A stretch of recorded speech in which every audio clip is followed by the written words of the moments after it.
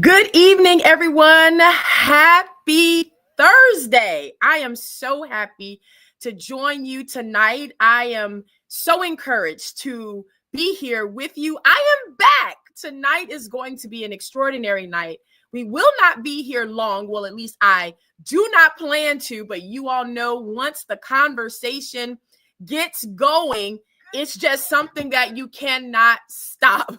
And so tonight I am so blessed to be here with you, the listening audience, those of you who will be coming in and inviting others to chime in and tagging, sharing, liking, loving, all of those wonderful things. You are here, and I'm so happy to see you. Thank you for joining me tonight.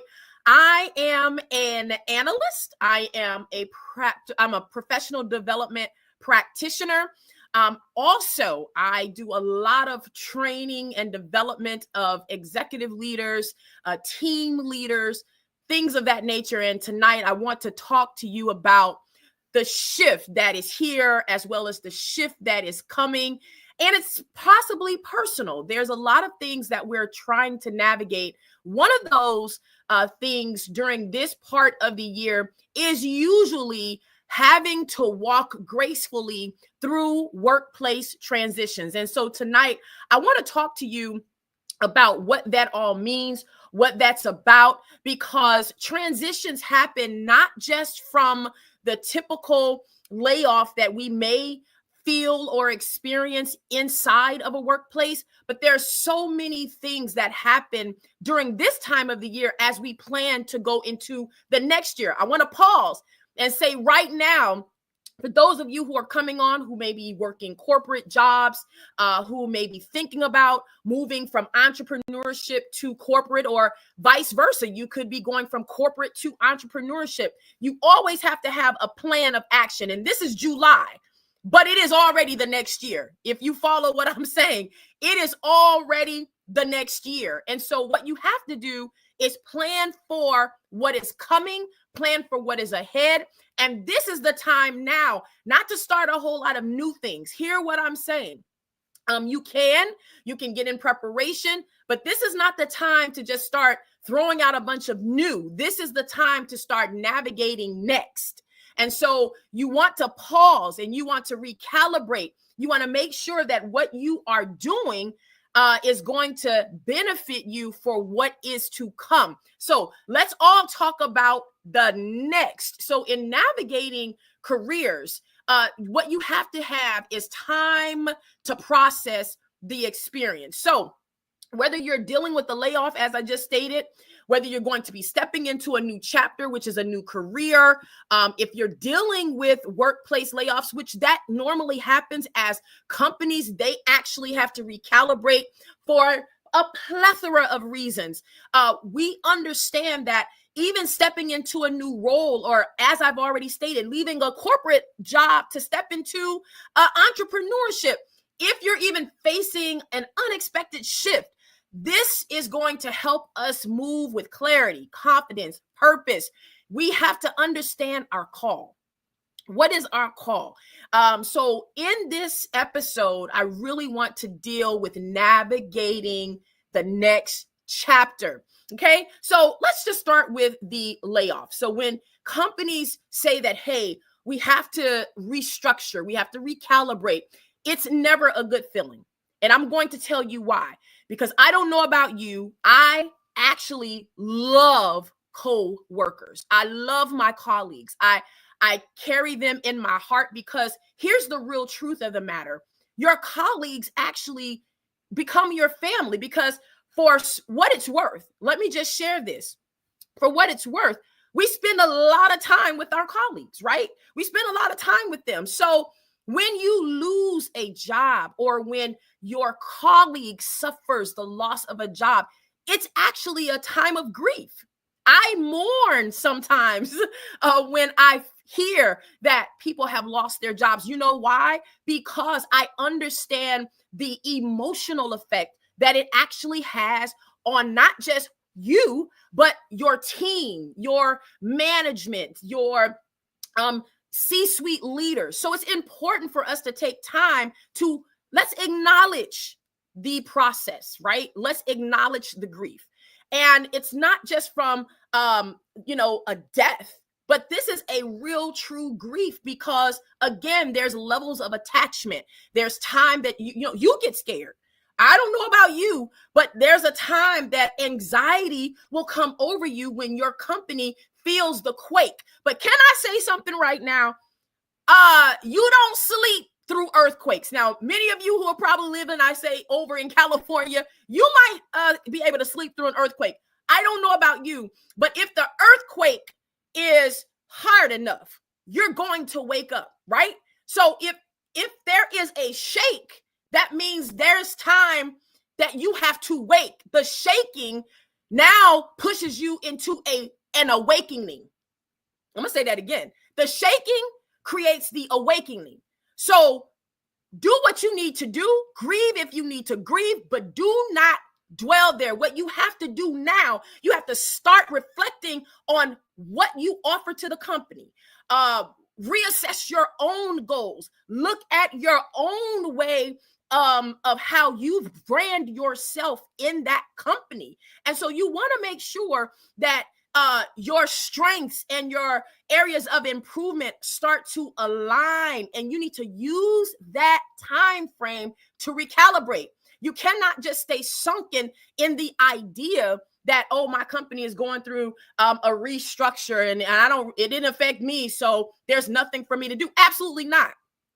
That turbulence is now should create some tailwinds. It should help you to push yourself forward. It should provide a thrust that you can now trust.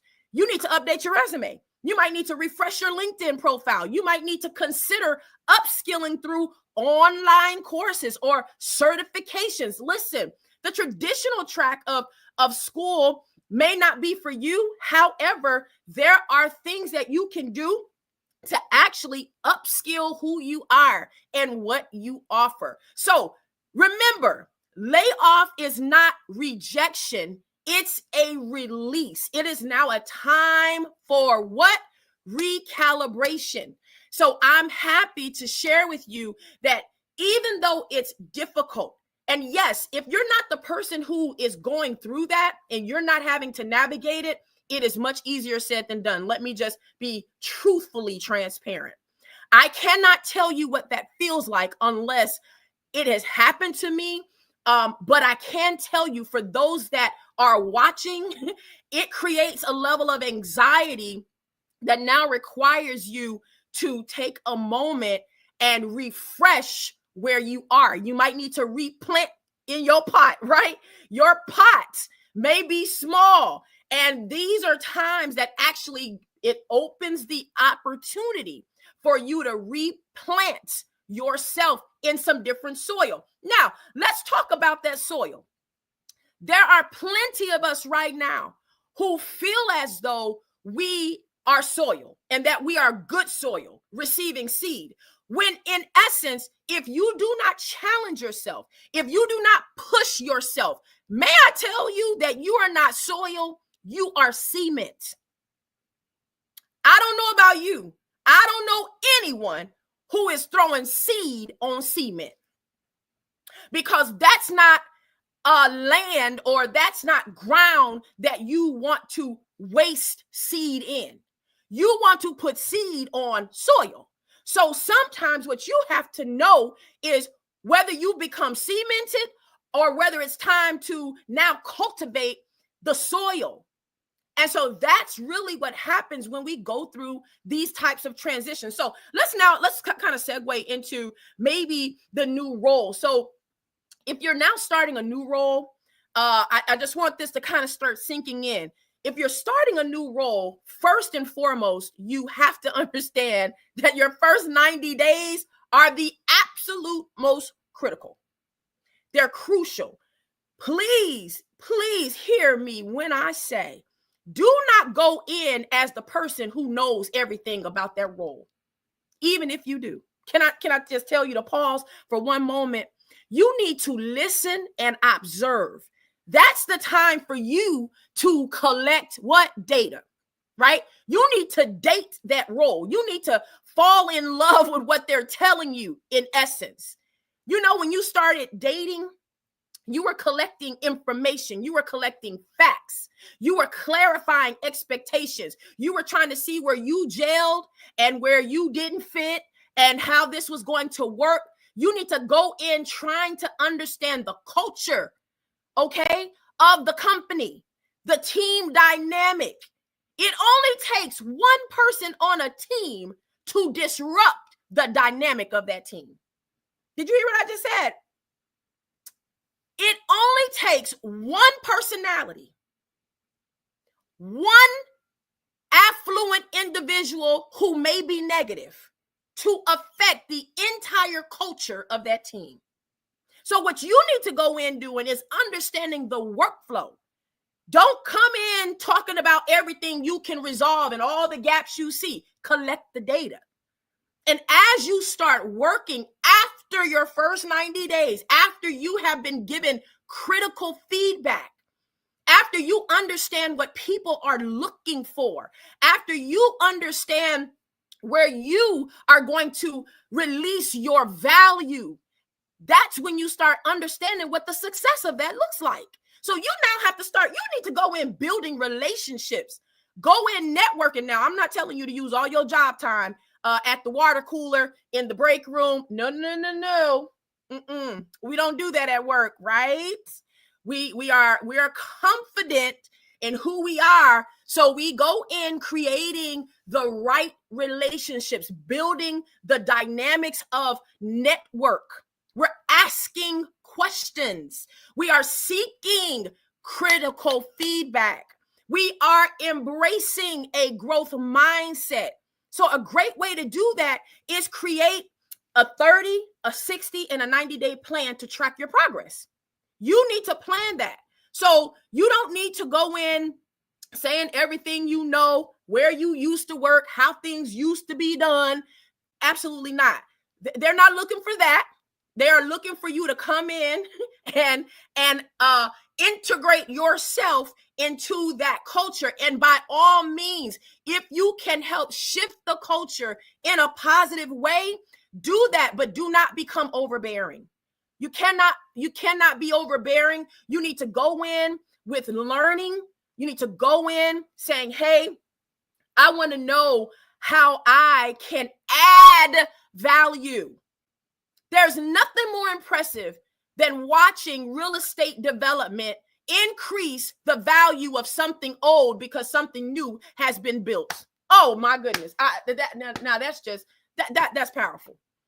You can be in a subdivision that was built in the 80s, the 1900s, yes, the 1980s, and build a house in 2025 in that same neighborhood, and immediately, without permission of the homes that were born and birthed in 1980 in that particular subdivision, immediately the value goes up.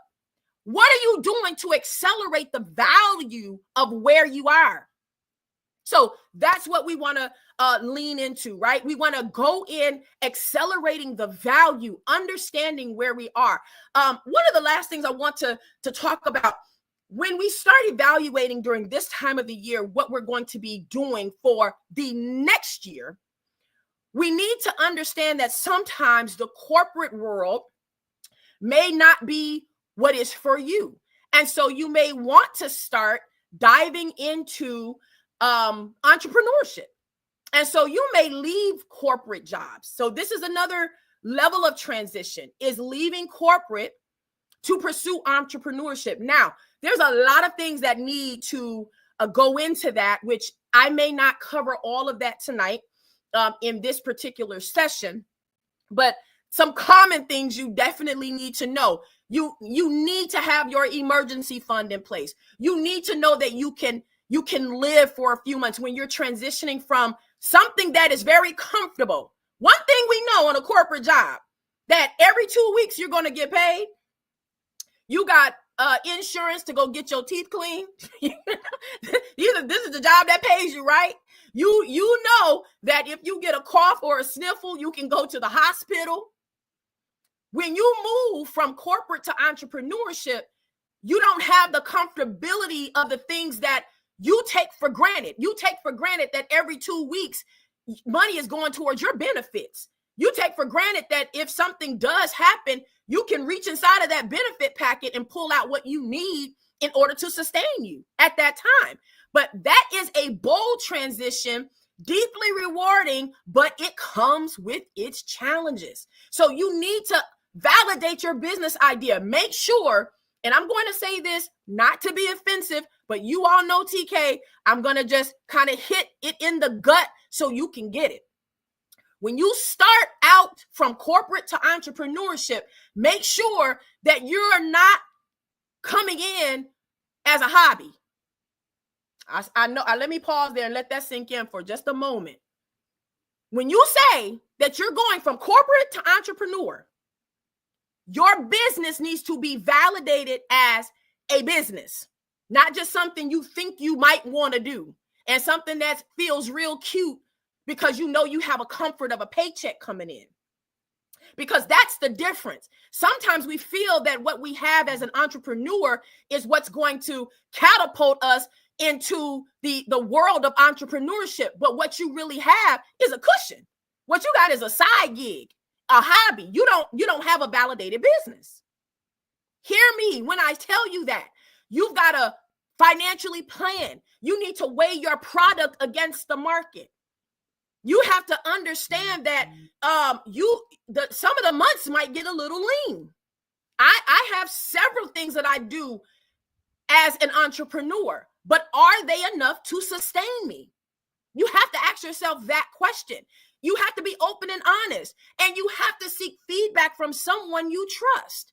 If they give you the critical feedback and they say, hey, you know what? Your cake pops are good, but what are you going to do when cake pops are not the going thing anymore, right? Hey, TK, you got a nice line of lip gloss happening. But what's going to happen when every lip in America needs your lipstick no more, right? You have to ask yourself that question. How will I scale? How can I become more sustainable? What's going to happen in the months where if I'm selling ice cream, and all things ice, what's going to happen when it gets temperatures -12? What am I going to do when no one is buying ice in the winter?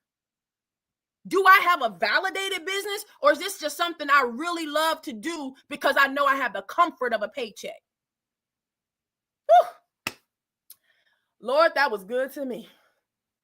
And maybe I just needed to take a breath. But anyway, let me jump over to the comments. I want to just thank Jenny Stevenson for coming in with, in my line of work, we have what is called commander's intent. That tells us what our commanders expects from us. And that is so awesome as we talked about transitioning into a new role. And this still plays into the new role of becoming an entrepreneur as well, right? What are intentions? What are expectations? Entrepreneurship is a nice gift, but it demands grit. It demands grit, adaptability, self-belief. You cannot become an entrepreneur telling yourself every morning, no one is going to invest or purchase or like my product. You have to understand how you fit into the economy. As an autonomous individual, you also need to know who is going to help you insurance-wise. One of the downfalls and the pitfalls of entrepreneurs is that business is not in order. You don't have insurance. You know, you cannot walk around sick trying to sell stuff. That's backwards. That's imbalanced. You need to know that your health is still important. So we have to be very clear that you're trading what is stable for now what is autonomous. I just have to tell you, I'm delivering you some good news. It's really good news. It's good news. But I'm letting you know that the higher you go, it's going to require some lonely days, sleepless nights, but you need to make sure you have a support system. Like my support system that's right here that actually really does love Zoom. And you can't tell her she doesn't belong here. So finally, you need to get you a really good support system. You need to know that you have people who are in your corner and people who are going to tell you the truth about who you are and what you really have.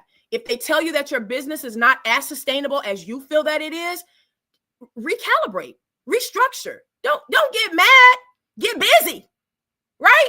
Don't get angry. Listen, and before we respond, I learned today as I was in an emotional intelligence session, there's an acronym that I want us all to remember.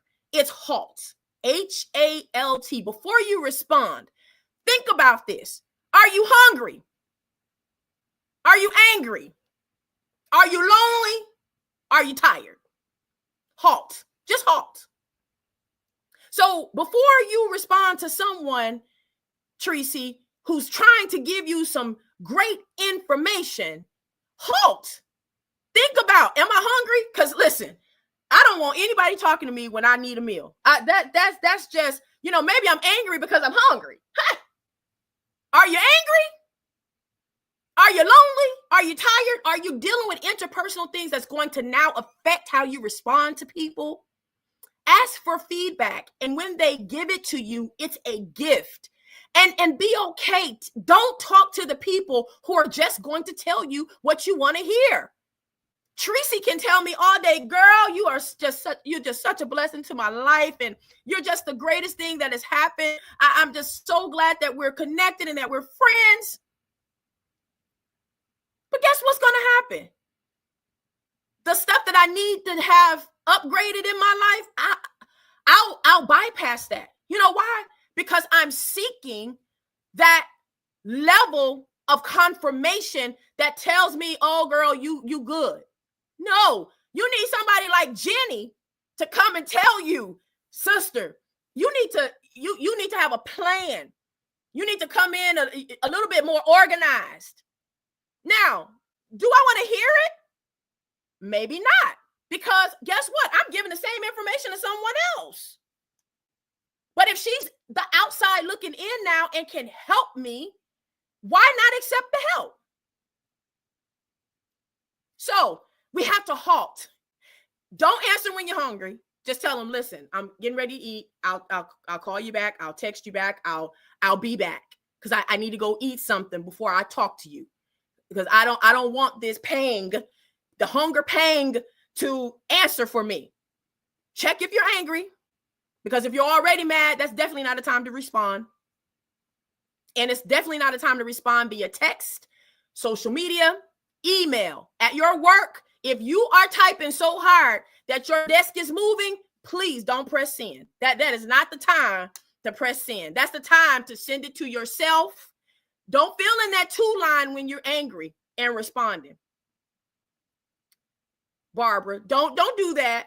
Don't fill in the to line. Don't do that because you don't want to mistakenly send that. When you finish typing and you have a hole now in your desk because you've typed on that keyboard so hard, before you send it to the person who you think deserves it, send it to yourself. Read it back, copy, paste, put it in another blank file, and restructure that. Do something else.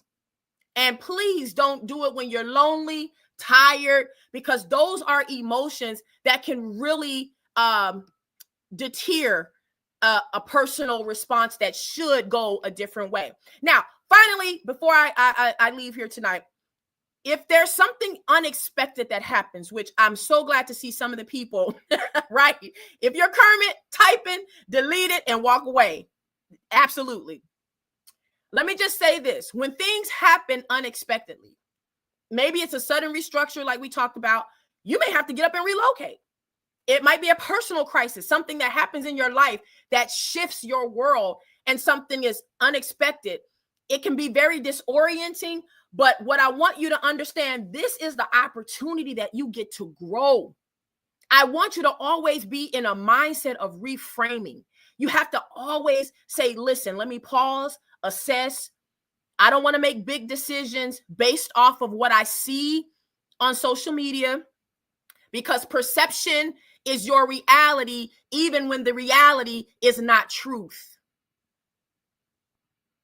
With all of the technology that we should be embracing, I'm not saying AI is taking the place of us, but I'm saying with all of the technology that we have, at the click of a button, anything can become perception, but it's not always truth.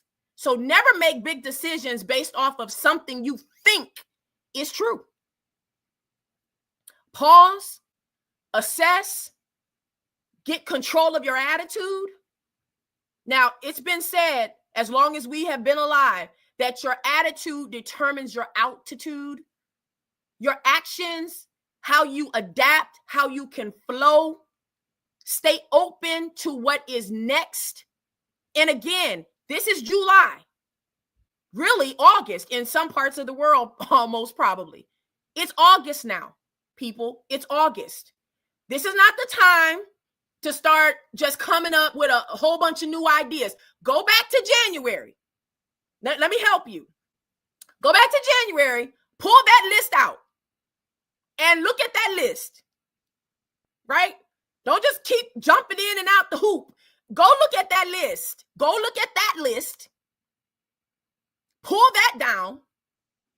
Look at that and see what you have accomplished. And you now need to start setting your mind to shift towards next year based on what you need to complete. You always trying to start over, start something new because something didn't work. Complete a task. Stay open-minded. And if you have tried it and it did not work, listen, tweak it. I didn't say twerk it. I said tweak it. It's too late. Why did I say that? Tweak it. Some of the most transformational changes come from when we don't expect it to happen.